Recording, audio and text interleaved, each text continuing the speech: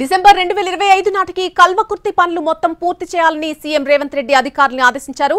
ఈ నెల 14 లేదా 15న ఇరిగేషన్ మంత్రితో సమీక్ష ఉంటుందని చెప్పారు. ఆ రోజు తుది అప్రూవల్ తీసుకోవాలని సూచించారు. యుద్ధ ప్రాతిపదికన పనులు పూర్తి చేయాలని ఆదేశించారు. ప్రతి నెల ప్రాజెక్ట్ పనులను సమీక్షిస్తానని చెప్పారు ఆయన. ఇక ప్రాజెక్ట్ పనులు ఆలస్యం కాకూడదని అన్నారు రేవంత్ రెడ్డి. మహబూబ్ నగర్ లో సీఎం రేవంత్ రెడ్డి సమీక్ష నిర్వహించారు. ఉమ్మడి జిల్లా నీటిపారుదల ప్రాజెక్టులపై సమీక్ష చేశారు. కల్వకుర్తి ఎత్తిపోతల పథకం, పాలమూరు రంగారెడ్డి ప్రాజెక్టులపై రివ్యూ కొనసాగుతోంది. ప్రాజెక్టుల స్థితిగతుల గురించి ఇరిగేషన్ అధికారులు, ఇంజనీర్లు ఆయనకు వివరిస్తూ ఉన్నారు.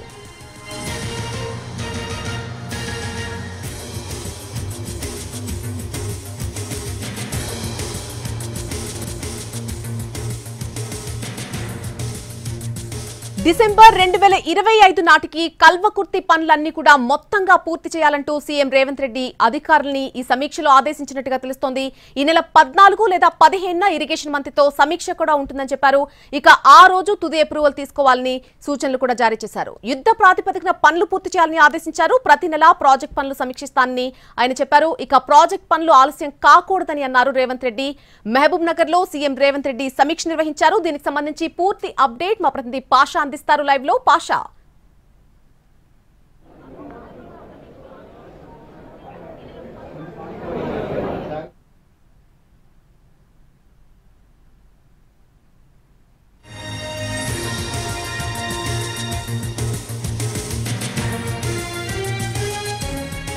మహబూబ్ నగర్ లో సీఎం రేవంత్ రెడ్డి సమీక్ష నిర్వహించారు. ఉమ్మడి జిల్లా నీటిపారుదల ప్రాజెక్టులపై ఆయన సమీక్ష చేశారు.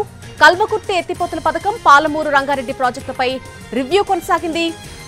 ప్రాజెక్టుల స్థితిగతుల గురించి ఇరిగేషన్ అధికారులు, ఇంజనీర్లు ఆయనకు వివరించినట్టుగా తెలుస్తోంది.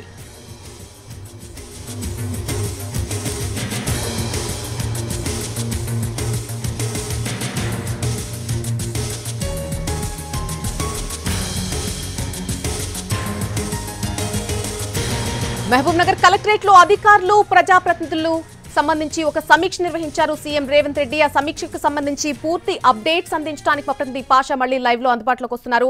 పాషా, ఈ సమీక్షలో ఏ అంశాలపై ముఖ్యంగా చర్చించారు? ఎటువంటి సూచనలు జారీ చేశారు రేవంత్ రెడ్డి అధికారులకు?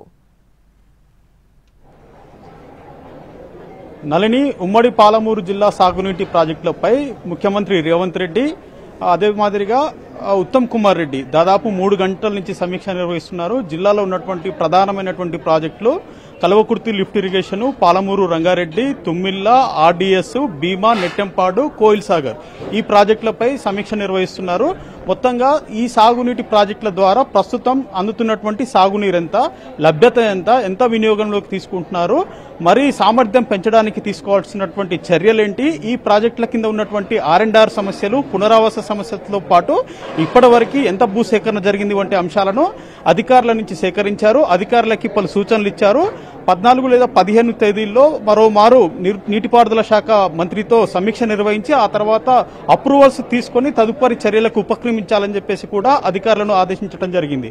అయితే ప్రధానంగా కల్వకుర్తి లిఫ్ట్ ఇరిగేషన్ కింద రిజర్వాయర్ల నిర్మాణము, పునరావాస సమస్యపై ప్రధానంగా ఫోకస్ చేసినట్టుగా మనం చెప్పవచ్చు. అయితే అధికారులకు ఇప్పటికే ఆదేశాలు జారీ చేశారు. 2025 డిసెంబర్ నాటికి ఈ సమస్య ఉండొద్దు, సంపూర్ణంగా పూర్తి కావాలని చెప్పేసి కూడా ఆదేశాలు ఇవ్వడం జరిగింది. ఇక ఆంధ్రప్రదేశ్, కర్ణాటక, తెలంగాణలో మధ్య ఉన్నటువంటి ఆర్డీఎస్ నుంచి నీటి లభ్యత విషయము, నీటి వినియోగం విషయంపై కూడా ఆరా తీశారు. ఇక్కడ మనకి రావాల్సినటువంటి వాటా రావడం లేదని చెప్పేసి, ఎందుకంటే ఎగువన ఆంధ్రప్రదేశ్ వాళ్ళు కొంత నీటిని అక్రమంగా తరలించకపోతున్నారు, కొంత నీటిని కర్ణాటక వాళ్ళు ప్రధానంగా తరలించకపోతున్నారన్న అంశాలని కూడా అధికారులు ముఖ్యమంత్రి రేవంత్ రెడ్డికి దృష్టికి తీసుకొచ్చారు. అయితే 2 ప్రభుత్వాలతో మాట్లాడి ఆర్డీఎస్ లో రావాల్సినటువంటి నీటి వాటా, ఆర్డీఎస్ కింద ఉన్నటువంటి ఆయకట్టు పెంపు వంటి అంశాలపై కూడా సంక్షిప్తంగా అదేవిధంగా ముఖ్యమంత్రికి వివరించడం జరిగింది.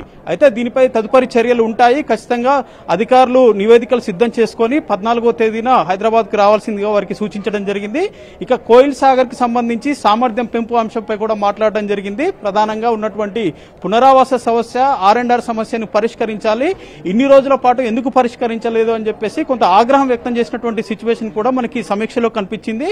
నెట్టెంపాడు, భీమా విషయంలో, అదేవిధంగా కోయిల్ సాగర్ విషయము, కల్వకుర్తి విషయము, ఈ విషయాల్లో ఇప్పటికే పునరావాస సమస్య ఉందని చెప్పేసి అధికారులు చెప్పడంతో కొంత ఆసక్తి కనపరిచారు. ఎందుకు అసలు ఇన్ని రోజుల పాటు ఈ సమస్యకి పులి స్టాప్ పెట్టలేకపోయారని చెప్పేసి అధికారులపై ఆగ్రహం వ్యక్తం చేసినటువంటి సిచ్యువేషన్. ఇక ప్రధానంగా పాలమూరు రంగారెడ్డి ఎత్తిపోతలకు సంబంధించి రిజర్వాయర్ల నిర్వహణము పునరావాస సమస్యపై ఫోకస్ చేసి ప్రస్తుతం ఆ అంశాలపై చర్చిస్తున్నారు. అయితే వీలైనంత త్వరగా ఈ రిజర్వాయర్ల నిర్మాణం చేపట్టడంతో పాటు ఆయకట్టుకు నీరు అందించేందుకు ఏ రకమైనటువంటి చర్యలు తీసుకోవాలి, అందుకు సంబంధించినటువంటి ఇంజనీర్లు చెప్పినటువంటి అంశాలను ఆయన సమీక్షలో విన్న తర్వాత దీనికి సంబంధించి 14-15 తేదీలో నీటిపారుదల శాఖ మంత్రి ఉత్తమ్ కుమార్ రెడ్డి గారితో రివ్యూ చేసిన తర్వాత దీనికి అప్రూవల్స్ తీసుకుని తదుపరి పనులు ప్రారంభించాలని చెప్పేసి కూడా అధికారులకు సూచనలు జారీ చేశారు. మొత్తం మీద ఈ రోజు విద్య, వైద్యము, ఇతర మౌలిక వసతుల కల్పన వంటి అంశాలతో పాటు సాగునీటి ప్రాజెక్టుల అంశాలపై సమీక్ష నిర్వహిస్తామని చెప్తున్నప్పటికీ కూడా ప్రధానంగా సాగునీటి ప్రాజెక్టుల అంశమే ఈ రోజు సమీక్షలో ప్రస్తుతం కొనసాగుతుంది. దీనికి సంబంధించి ఉమ్మడి జిల్లాలో ఉన్నటువంటి అన్ని శాఖలకు సంబంధించినటువంటి అధికార యంత్రాంగము